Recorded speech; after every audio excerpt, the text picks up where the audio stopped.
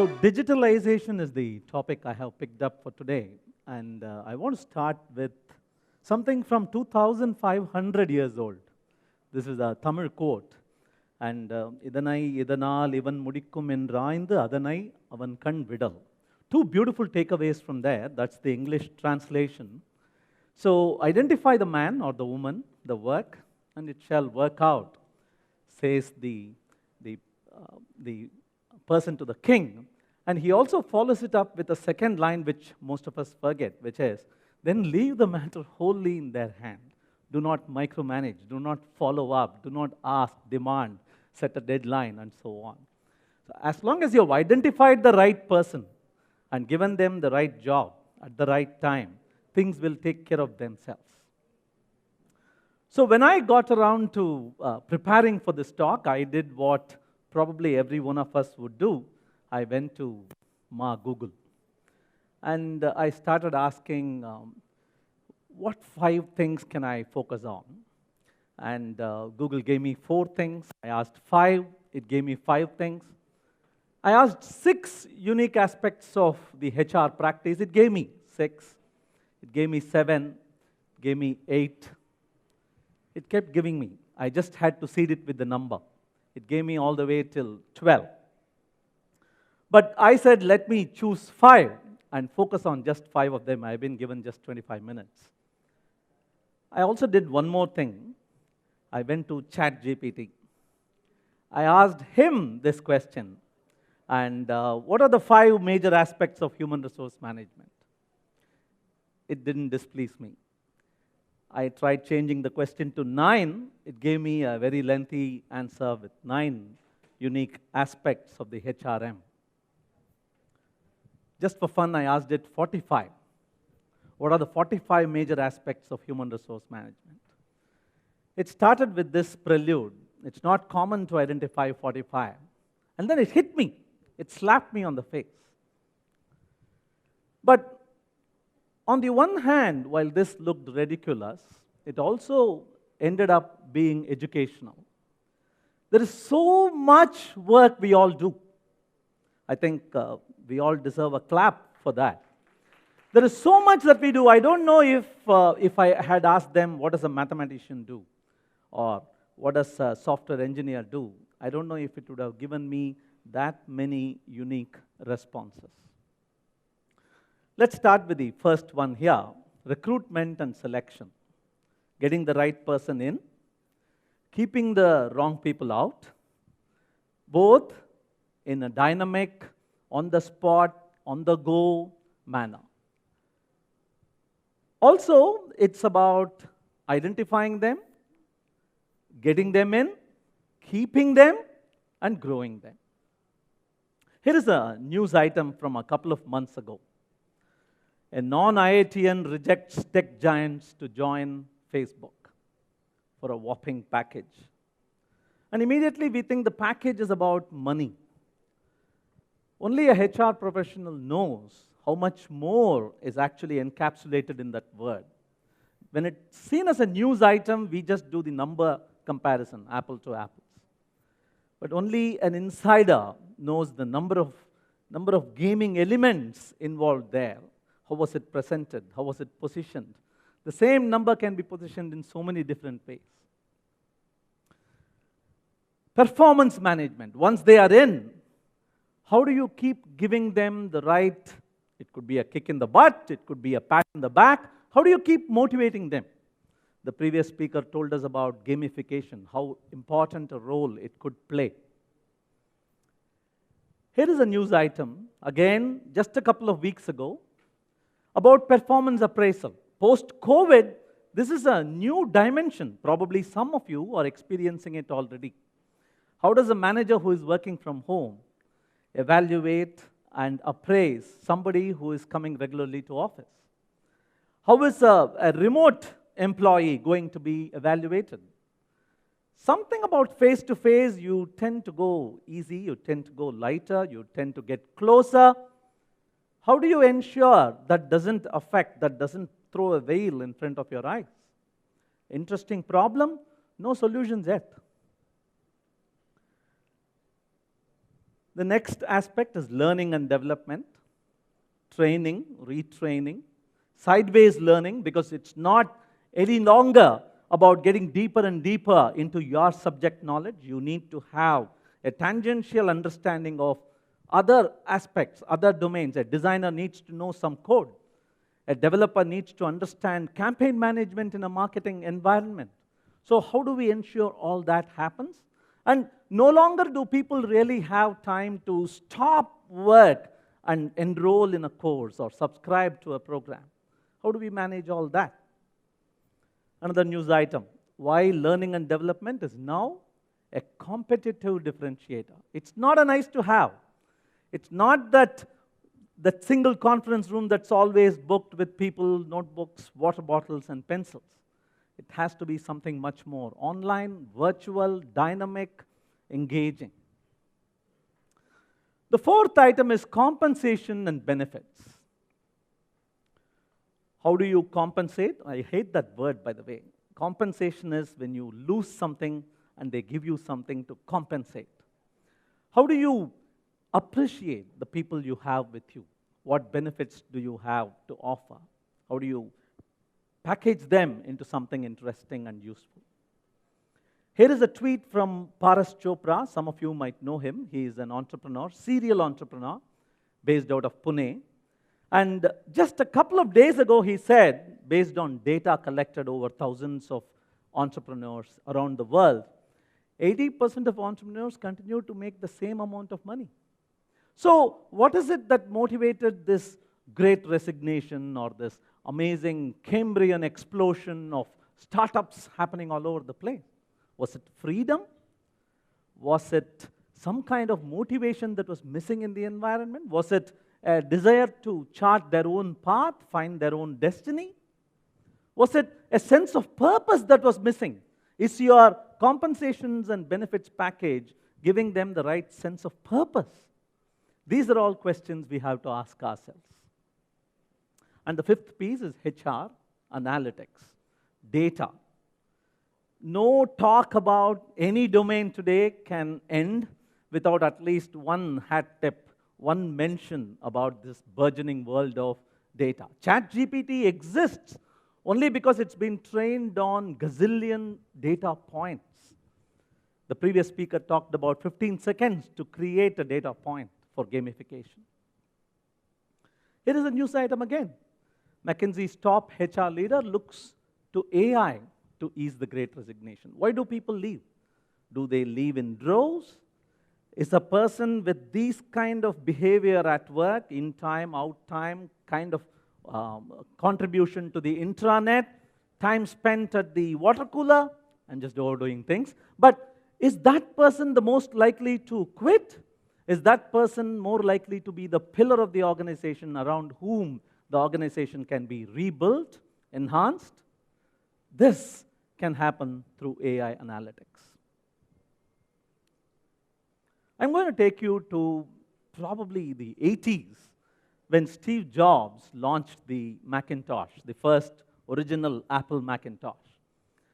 And he didn't actually talk about the product, the computer, its features, the memory capacity, the storage capacity. He instead decided to tell a story. And that's what I'm going to repeat to you today. He talked about research done by a scientist from Scientific American. And this scientist identified two axes. One was the energy spent. The other was the distance traveled. Basically, he identified a lot of living things, and he found out how much energy they spent moving from A to B. The locomotion energy, how much? Extremely inefficient was the bumblebee down there. Spent too much energy just staying alive, moving around flower to flower. It seems it will die if it doesn't move from flower to flower to get the energy to move from flower to flower. That bad it is. And then we had the mouse, which was a little more efficient. The pigeon, you must have seen it furiously flapping its wings. It's not a good flyer, you may know. the cow, and there comes man. Just a sample man, not my friend. So the human being is somewhere halfway about energy expenditure for distance traveled. More efficient than the human being is the horse, which is why man started riding the horse. The blue whale is supposed to be even more efficient. The top of it all, the single living thing that seemed to be so effortless to move from A to B, happened to be the American condor. You must see it to believe it. It has the ability to flap one feather of one corner of its wing to identify the right hot air current and keep moving miles on end, hours on end. And he thought the game was done. But somebody suggested to him, hey, we are trying to measure locomotion, energy expenditure. Why not we try this too? And they tried one little twist to that experiment. This is the question. Anybody knows the answer? What was the experiment they tried?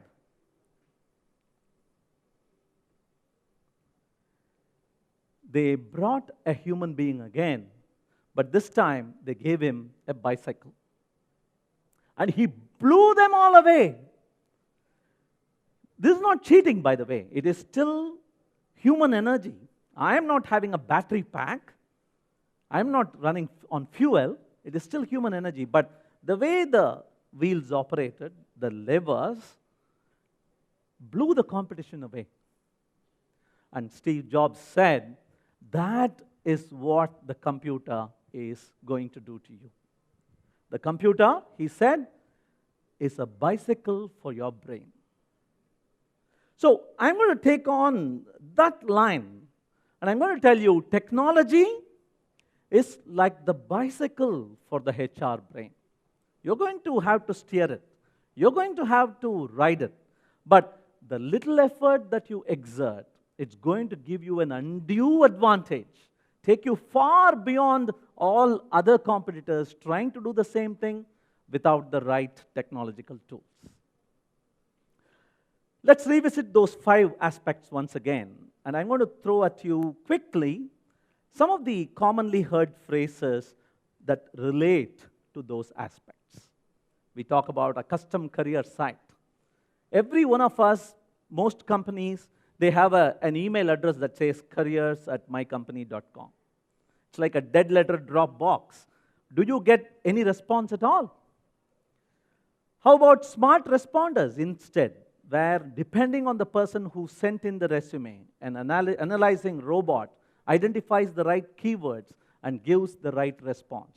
Possible today with the right technological tool. My favorite is the forecast engine. If you have a unified platform that runs your company, you may be able to draw data from team project status, from attrition status, from HR, succession planning status, pull it all together and come up with a forecast engine that tells you you need this many people by the end of the next month. Performance management. Again, I'll run through these. I'll pick my one favorite. That's 360 feedback. So many of us finish our appraisals by just standing on the ivory tower and telling the people below us, this is how you've done, probably once a year, probably twice a year. Why couldn't you give me a micro message instead? Every time I slip up, pull me in. Give me a private electronic message and document it so that it is in my dossier. At the end of the year, these micro messages can all be put together, positives as well as negatives, and shown so that I am not surprised or shocked at the appraisal cycle. Learning and development, my favorite is that bit about simulations. It's not just an online course where, like Coursera, you subscribe, you pay, you finish a particular document, watch a video, complete a quiz, get a certification. No. Very recently in our company, for example, we ran a scenario. We told a person that they were the CEO of an agency, and a hacker They had to really get into the environment. A hacker had come in. We had to deal with that hacker while customers were questioning us about downtime. What messages will you give the customers? How will you deal with this hacker? How will you ensure that the show goes on? These kind of simulations can be set up if you have the right kind of technology tools. Today, we are moving to a more and more transparent environment. It's not just about how much I get. It's also about you telling me that I'm getting what I deserve in the large scheme of things. That transparency and fairness. I want to know if this company, we saw the national anthem today. Did you hear that off-key tone? That little boy singing in an off-key note? Did it jar your head? Did it awaken you to the realization that not all of us can sing, but we should because it's the national anthem? So this fairness, how well are your technology tools and platforms conveying that message without speaking out, just by its presence and its availability? And finally, when you come to analytics, it has to be descriptive. It has to tell you the lie of the land, how things are happening. It has to also help you dig down to the why of things. The previous speaker alluded to it. Get down to the reason, the root cause. Can your analytics engine help you do that? Then having collected so much data, can it say, based on the books you have bought till now, this book is the next one you might want to read, like Amazon? Can it also do such predictions? And similarly, having done all that, having predicted what's going to happen next, you have the infinite wisdom. You can also collaborate anonymously with other companies with similar problems and come up with, just like the metaverse that we saw a while ago, recommendations, prescriptions. Can your analytics engine do all these? That would be my question. I started my talk with this visual for a reason.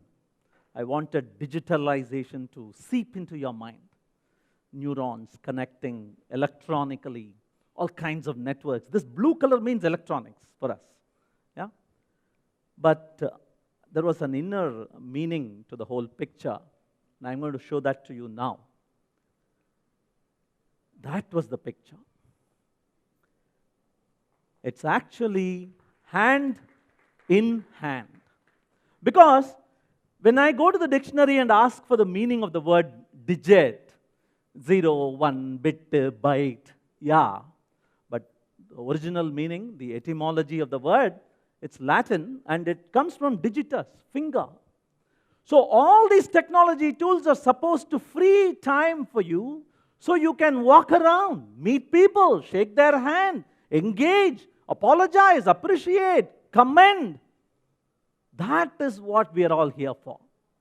So all the best. Thank you. My folks, actually, Zoho people from Zoho people are at booth 7. You can meet us there. We have a technology platform too, and looking forward to meeting you there. Thanks a lot.